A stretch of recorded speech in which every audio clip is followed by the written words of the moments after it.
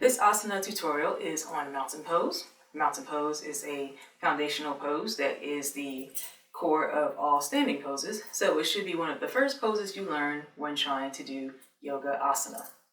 Very simple. Come into a standing position. Have your feet hip width apart or about 2 fists apart. And we're going to engage from our soles of our feet all the way up to the crown of our head. So starting with the feet, press your toes down, the edges of the feet as well as the heels, ground them firmly, and taking it one section at a time, engage your body, engage your muscles as you move up your body.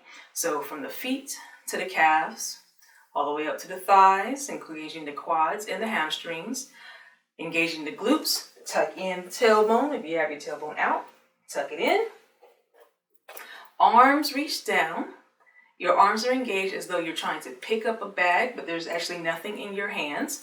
So your arm muscles are engaged, shoulders are away from the ears. Moving up the core, engage the abdomen muscles.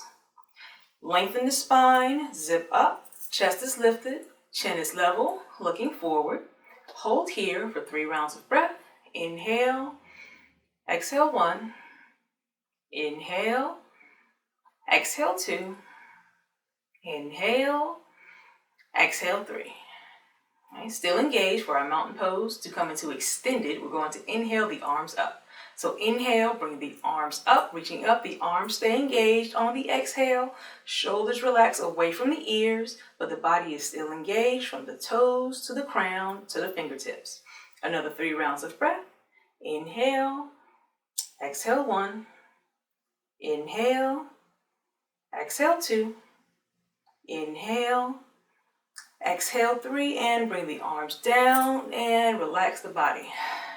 So the best way to tell if you were fully engaged is that you feel that relaxation when you let go. All right, this is mountain pose. Again, a core pose for all yoga asanas. And there you go. Have at it.